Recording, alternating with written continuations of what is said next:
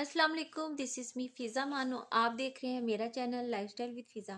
उम्मीद करती हूँ आप सब लोग अच्छे होंगे, हंसते मुस्कुराते होंगे और खुश रहें।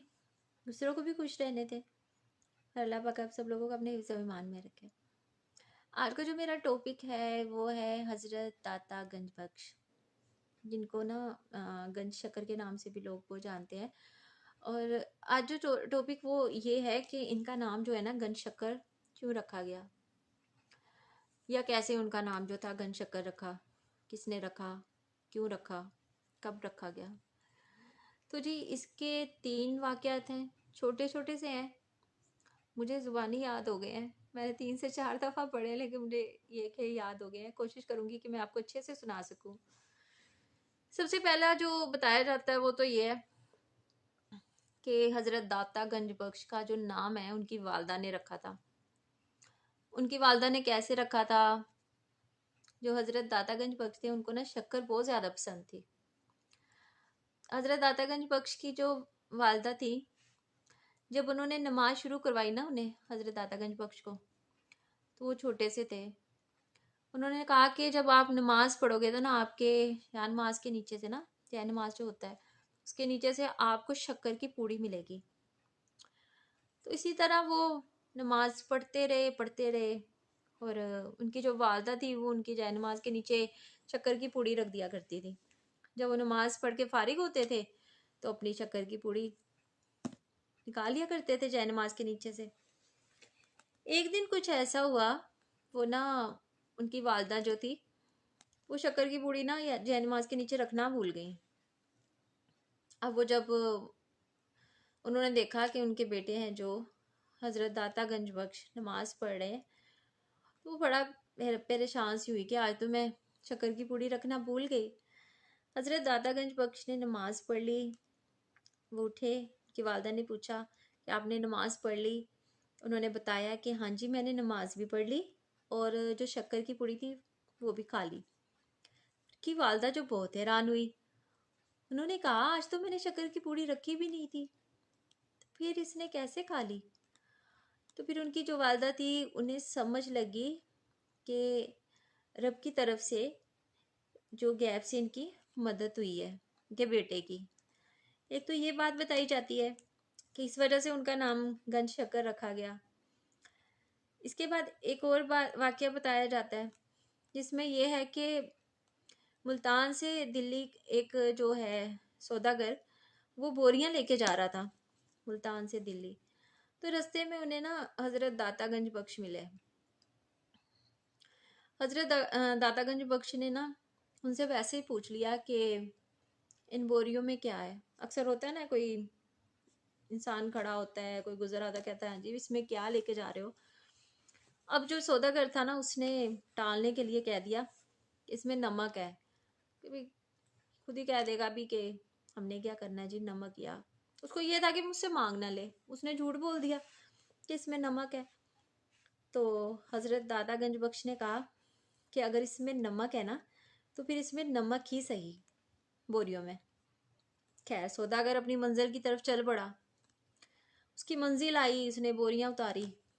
जब उसने देखा उसकी जो शक्कर वाली बोरियां थी वो सारी उसकी नमक की बोरियां बन गई। उसने झूठ बोल के आया था हज़रत दातागंज बख्श से, हालांकि बोरियां शक्कर की थी और उसने नमक की कह दिया था। तो हज़रत दातागंज बख्श ने उसे कहा था कि अगर ये नमक की बोरियां तो फिर ये नमक ही सही हो। वो वाकई में ही नमक की बोरियां बन गई। तो फिर जी वो बड़ा परेशान हुआ सौदागर। वो वापस आया, आकर उसने हज़रत दातागंज बख्श की खिदमत में हाजिर हुआ। आके उसने माफ़ी मांगी। उसने बोला कि हजूर आपने जो कहा था कि ये नमक की बोरियां तो फिर ये नमक की सही, तो वो वाकई में मैंने झूठ बोला था, वो नमक की बोरियां ही बन गई। तो आप मुझे माफ़ कर दें, मैं आइंदा से कभी झूठ नहीं बोलूँगा कि वो जो बोरियां मेरी थी ना वो शक्कर की थी।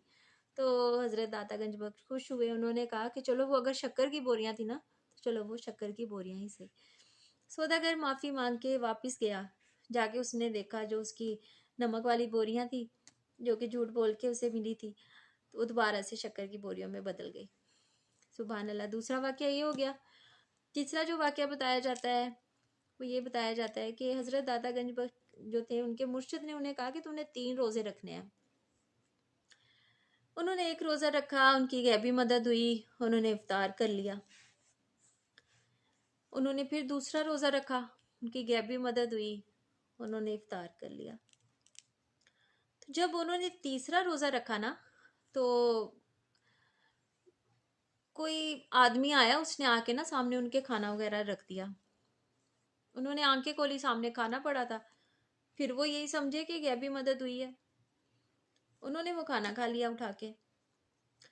जब उन्होंने खाना खाया, उन्हें फौरन ही उन्हें क्या आना शुरू हो गई।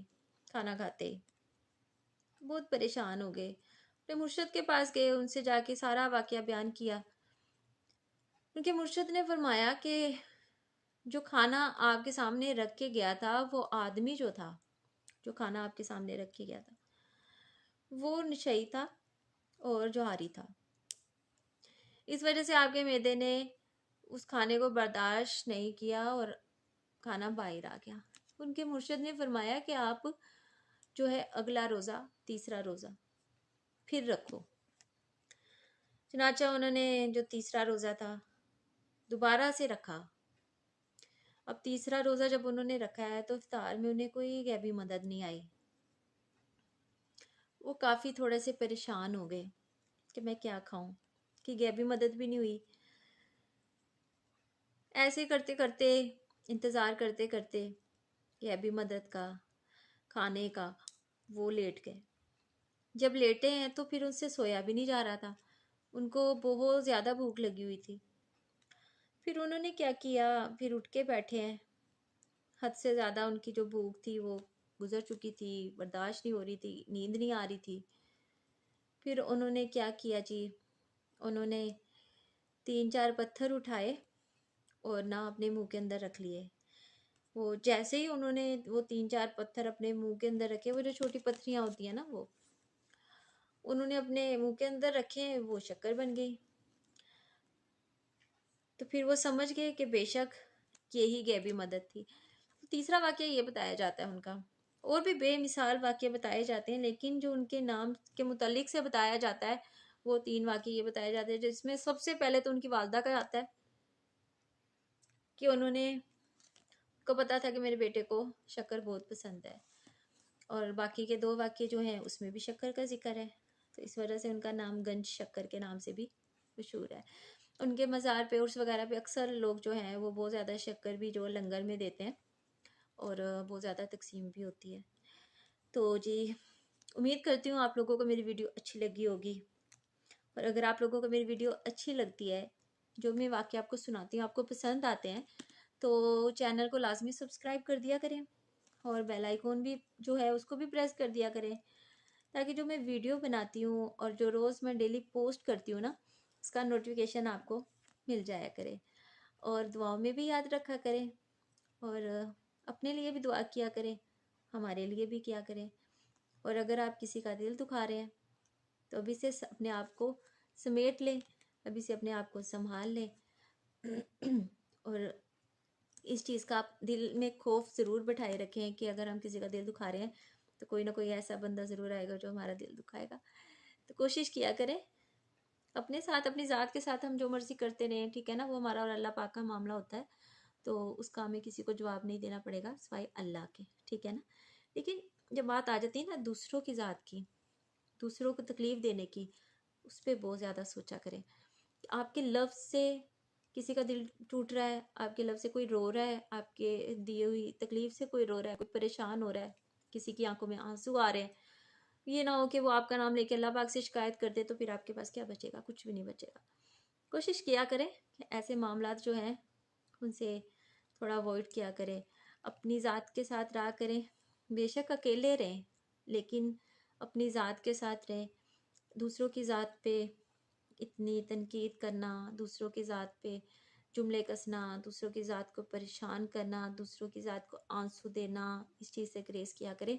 अल्लाह पाक आसानियाँ पैदा करें हम सब लोगों के लिए। और कमेंट लाजमी किया करें, बताया भी करें वीडियो कैसी लगी। और अगर कोई कमी पेशी आपको नज़र आती है कि मैं वाकई सही नहीं सुनाती हूँ या मेरा स्टाइल अच्छा नहीं है, तो लाजमी बताया करें। दुआ में याद रखिए, कल हाजिर होती हूँ नई वीडियो के साथ। तब तक के लिए अल्लाह हाफिज़। अल्लाह पाक सब लोगों को बहुत ज़्यादा